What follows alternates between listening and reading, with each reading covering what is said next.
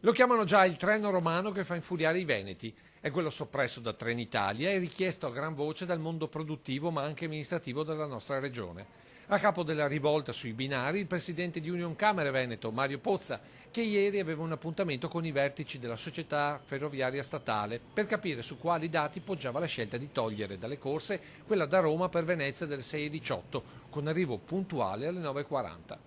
Ma ieri l'appuntamento chiaritore è stato annullato, mentre oggi Trenitalia da Roma ha diffuso una nota dove si sottolinea che nessun treno è stato cancellato sulla tratta Venezia-Roma. È stata fatta solamente una rimodulazione dell'offerta perché la versione non stop non aveva un carico di passeggeri sufficiente per sostenere i costi del treno. Inoltre le variazioni fatte hanno immediatamente incontrato il pieno favore della clientela di diversi territori interessati.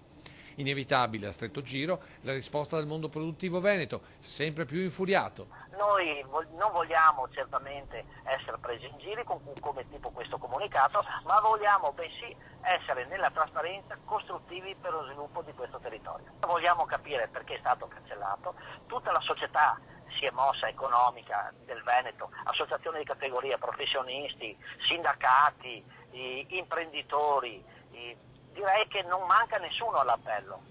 E di conseguenza se tutto questo movimento di opinion leader si sono mossi vuol dire che questo treno serve proprio. Presidente, però intanto la situazione per i nostri imprenditori qual è? Che il treno delle 6:18 soppresso è stato sostituito con un treno alle 6:38 che arriva a Roma se è in orario alle 10:10 circa, ma quotidianamente i treni non arrivano mai in orario perché io lo prendo tutte le settimane in giorni diversi e perciò arriviamo a Roma quando la giornata è già persa perché tu non riesci ad arrivare negli uffici nei tempi giusti.